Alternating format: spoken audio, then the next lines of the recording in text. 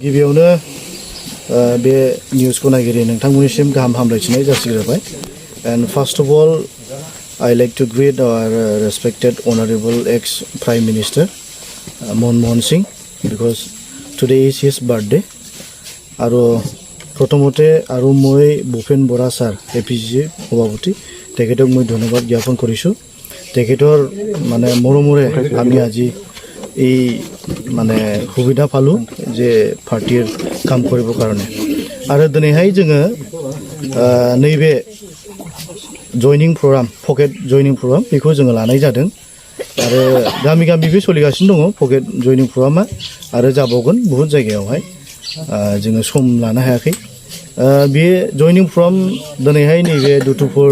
post अफिसनि आन्दारावहाय जे एंखोरबारि मोनसे गामि बे एंखोरबारि गामियावहाय गोबां बे गामिनि मानसिफ्रा रायजो राजाफ्रा दिनै कंग्रेस दोलोखौ मोजां मोननानै बिथांमोना जोंजों बाहागो लानो थाखाय जइन जाबाय जों बिथांमोनखौ दिनै नाजावना लाबाय आरो बिथांमोनखौ जोङो कंग्रेस दोलोनि जानानै बा जोंनि चिरां जिल्ला कंग्रेस सभानि जानानै धन्यबाद आरो हामबायनाय जासिदों जे बिथांमोना मोनसे सैथो डिसिसन लादों बे थि समावहाय होननानै जों सानो बिथांमोना हारिखौ बा बिटिसिखौ बासायफानो रैखा खालामफानो बा मोजां मोनसे सरकारखौ लाबोफिननो बिथांमोना थियारि जादों दा बेनिखायनो बिथांमोननि लुबैनाय हास्थायनाय बायदि जोङो बे जयनिं प्रग्रामखौ लादों बेजों लोगोसे आङो दिनैहाय मोनसे खोथाखौ आङो गोसोखांदों जे जों कंग्रेस दोलोआवल' दिनै मानसिफ्रा जइन जादों बे नङा नाथाय गुबुन गुबुन दोलो जेरैबायदि UPPLआव आरो जों नुनो मोन्दों BPFआव BJPआव दिनै जयनिं जादों आङो मोनसे खोथासो बुंनो सानदों बिथांमोनखौ जे बिथांमोना जों कंग्रेस दोलोआव दिनै BTCनि रायजो राजाफ्रा दोलोआव जइन जानायखायसो बिथांमोना जइन खालामदों नामा आं एसे सन्देह खालामदों आरो दा आं बिथांमोनखौ बेखौसो खावलायनो सानदों जे बिथांमोना बे जयनिं प्रग्रामाव गोसो होआलाबानो आं बिथांमोनखौ मोनसे खोथाखौसो गोसो होजानो लुबैदों जे बिथांमोना खामानि मावनायाव परिबर्तननि नामाव सोलायनायनि नामाव जे बिसोर सरकार खालामदोंमोन रायजोफ्रा सरकार दानायाव मदद होदोंमोन भट होनानै दा बिथांमोननि मोननै मोनथामसो बिसय जोङो बिथांमोना खोन्थादों आरो जाय बिसया 17 बोसोर BPFनि आमोलावहाय मावजानाय जायाखैमोन गुबुंले मावजानाय जादोंमोन नाथाय बिथांमोननि सरकार फैनानै दिनै सोलायनाय जाबाय परिबर्तन फैबाय रायजोफोरनि गेजेराव परिबर्तन फैबाय हादोरनाव परिबर्तन फैबाय बर' हारिनि सायाव परिबर्तन फैबाय बबेबा बुथ कमिटिनिफ्राय लानानै BTC सेन्ट्रेल लेभेलसिम गोबां बिसयाव सोलायनाय फैबाय होननानै बिथांमोना जोंनो खोन्थादों दा नैबेखौ मावनायावसो बिथांमोना जुजिथों आरो खिन्थु रायजोफोरखौ दिनै रायजोफ्रा ज' ज'यै कंग्रेसआव थांजोबोब्ला कंग्रेसआव जइन जाजोबोब्ला जोंनि मान सन्मान थानाय नङा नङाबा जोंनि दोलोआ मानसिफोरनि बिसारावहाय दुरबल नुजागोन दा बेखौ लानानै बिथांमोना जुजियालाबा दोलोआव सोनाय हाबाफारियावहाय गोसो होआलाबानो दिनैहाय बिथांमोना सोलायनायनि खामानि मावनायावसो दिनैहाय कम्पिटिसन खालामब्ला मोजां होननानै आं जोंनि कंग्रेस दोलोनिफ्राय आं बिथांमोनखौ आङो दिनै खावलायनो सानदों आरोखि ओरैनो बर्तमानाव रुलिंआव थानाय माखासे सरकारफोरनि मावनाय जिथुनाखि खामानिफोर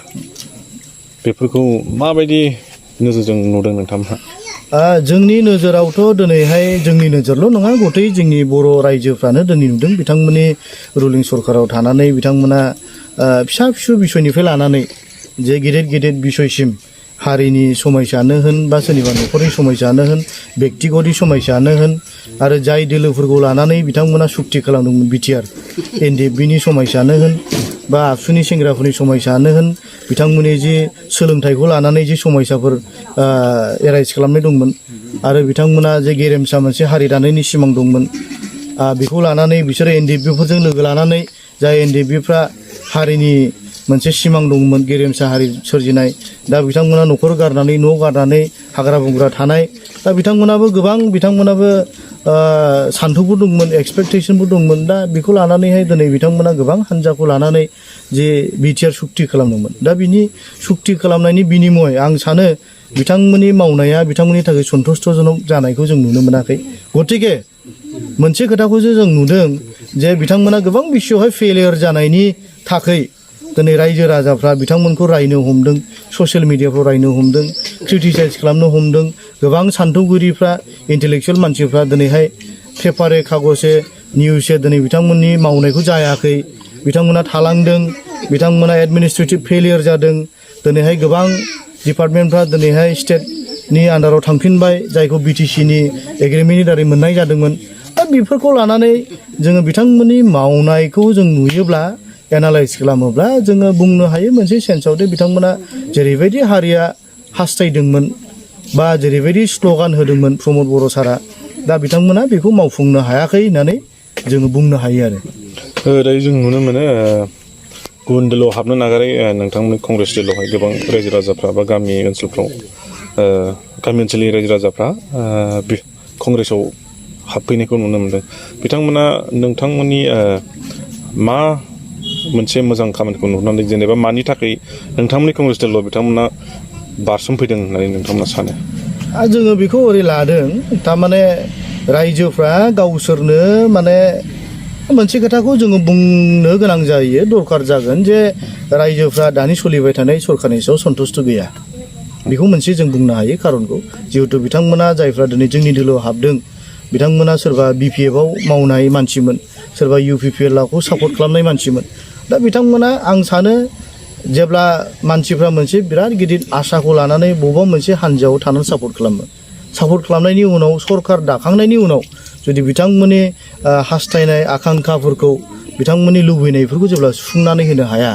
अब्ला मानसिनि मोनसे आखु थायो जे मानसिया डेफिनेटलि गाज्रि मोनो बा दुखु मोनो आं सानो बिथांमोना दुखु मोनदों बिथांमोना गोसोआव फोरमायख'नो हायै मोनसे दाहा दङ दा बेखौनो दा बिथांमोना दुखु मोननानै गाज्रि मोननानै बा कंग्रेस दोलोआवहाय फैनानै जोंहा बेखौ सुफुंजागोन ना सुफुंजाया आं सानो गोबाङा बेखौबो सानबावाखै बेखौबो सानबावाखै आरो खिन्थु जों जेब्ला बिथांमोनजों रायज्लायदों दिनै बिथांमोना बुजिबाय जे कंग्रेस दोलोआव फैनानैबो माबा मोनसे गावसिनि हास्थायनायफ्रा उनाव सरकार फैयोब्ला सुफुंजानाय जागोन बेखौ दिनै फैनानै बिसोर बुजिफैदों आरो खिन्थु आं सानो गोबाङा दिनै बेफोरखौ सानस्लाबा लाबानो दुखु मोननानैबो फैदों आं सानो गोबाङा हामा मोननानै दुखु मोननानै गोसोआवहाय बा एसे रागबो जोंनानै फैदों आरो लोगोसे कंग्रेसआव फैनानै बिथांमोना गोबां साननो हानाय मानसिफोरबो जोंनाव फैदों साननो हानाय मानसिफ्रा आं सानो बिथांमोना फिउचाराव दिनै नुदों जे बिपिएफआबो खामानि गैला आरो इउपिपिएलआबो दिनैहाय हारिखौ बासायनो हानायनि मोनसे लामायाव गैला दा दिनैहाय बिजेपि होनना बुङोब्ला जोंनि ट्राइबेलफ्रा अन्तत' जोंनि बर'फ्रा बेखौ माने जों बांद्राय एक्सेप्ट खालामनायखौ जों नुनो मोनाखै दा बेखायनो बिथांमोना सानदों अन्तत' बर' हारिखौ एसे बासायनायाव जोंबो बाहागो लाफाबावनो थाखाय कंग्रेसआ जे थांखि लाना आवगायदों बे थांखियाव जोंबो मदद होनोसै जोंबो माबा मोनसे हारिखौहाय हमथाफानायाव बाहागो लाफाबावनो हायो खोमा बेखौ सानदों हयथ' दा बेबो मोनसे खारन जानो हागौ जोंनि कंग्रेस दोलोआव फैनाय दा अभारअल आङो नायनानै मोनदों जे मानसिफ्रा ओरैबायदि मोनसे दोहौ जादों बे दोहौआ आं सानो बे कन्टिनिउ 2024, 25, 26सिम जागोन जों दानिफ्रायनो जों नुबाय जे बिथांमोना निस्सय सरकारखौ सोलायनानै जे कंग्रेस सरकारखौ लाबोनानै जोंनि हारिनि जे सुफुंजायै गोबां माखासे बिसयफोर थालांबाय बेखौ सुफुंनो थाखाय बिथांमोना गोदान मोनसे सिमां सुजुदों होननानै आं सानो कंग्रेस दोलो हिसाबै गोदानै जइन जाफैनाय रायजो राजाफोरखौ लाफानानै उननि समाव माबायदि मावलांनायनि थांखि लादों जोङो बेखौनो थांखि लायो जे बिथांमोनखौ लानानै जों बिथांमोननि जे समयसाफोर दङ नाय जोङो दिनै अनलि जोङो पाब्लिकफ्राव जों फैदों बे नङा नाथाय जोंजोंहाय संगठनफोर एनडिएफबिफ्राबो जों फैदों दा बावैसो सिगां जों एनडिएफबिफोरखौ लानानैबो जों सावरायदों जों गुवाहाटियावबो थांनानै भुपेन बर' सारजोंबो जों सावरायहैदों गोबाङा मिथिगौ दा बिथांमोनहाबो मोनसे साननाय दंमोन सिन्था दंमोन गावसिनि जेंनाफोरखौ सुफुंजानो थाखाय खिन्थु सुफुंजानाय मोनाखै दा जों बेखायनो अभारअलनो राजनितिक होनना बुङोब्ला जायफ्रा बाहागो लायो बिथांमोनहा बयबो गावखौ लानानै न'खरखौ लानानै बा हारिखौ लानानै माबा मोनसेखौ लानानै बिथांमोनहा गोबां हास्थायनायफोर थायो दा बेखौ लानानै जों कंग्रेस दोलोआ गासैनिबो हास्थायनायफोरखौ लानानै जोङो फैगोन समाव जेब्ला जों सरकार दायो बे समाव बिथांमोननि मोनफ्रोमबो हास्थायनायफोरखौ जोङो मेक्सिमाम लेभेलाव जोङो सुफुंनानै होनो थाखाय जोङो सेस्था खालामगोन आरो बिथांमोनखौ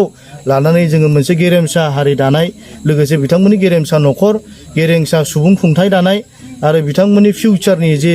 गोबां सिमांफोर दङ बेखौ जाफुंहोनायावहाय जोङो बिथांमोनखौ लानानैनो जोङो मोनसे सिमाङा साक्सेस जाहैगोन होननानै जों बेखौनो थांखि लानानै जों आवगायनो जों सानदों जयनिं हिसाबै दिनै बेसेबां जाखो दिनैहाय जयनिं हिसाबै खुब सम्भब 20निफ्राय 30 जनसो जाबाय जयनिंआ जों बिदिनो जोङो पकेट जोङो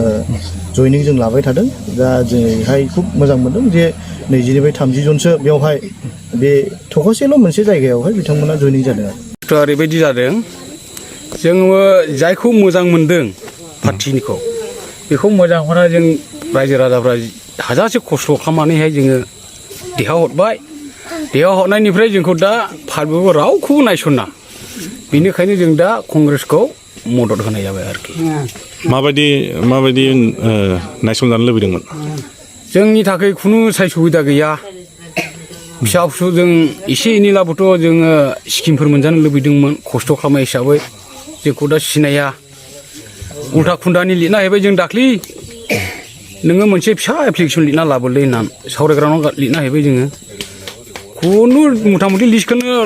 जुनासो गारहरबाय होनदां नायफिनाखिसै नोंथांमोना दिनै कंग्रेसआव जयनिं जाबाय बिनि सिगां अबे दोलोआव दंमोन जोङो माबायाव दङमोन बिपिएफआव दंमोन रुलिं पार्टियाव जों दा बिपिएफआथ' दा रुलिं गैला दा जोङो मथा मथि दा कंग्रेसखौ जेरै रुलिं पार्टिजों मदद होदोंमोन दा कंग्रेसखौ जों बेबायदि मदद होनोसै आरोखि कंग्रेसनि सायाव माबायदि आसा खालामदों नोंथांमोना दा कंग्रेसआथ' बुजाजाय दा कंग्रेसखौ जोङो मदद होनायानो मथा मथि ओरैबायदिखासै कंग्रेसखौ बासायनायानो बर'खौ बासायनाय बर'खौ बासायनांगौआनो दा कंग्रेसल'खासै इउ पिपिएलआबोथ' गैले दा बिजेपिजों हाबनानैनो गैखाले दंस' जाखाबाय आन्दाय माब्रै आरो मानिफ्राय बासायनो सानदों जेनेबा मोजाङाखौ दा कंग्रेसखौ नुनानै जोङो कंग्रेसआ फैगासिनो दं नालाय कंग्रेसआ दा बासायगोन आरोखि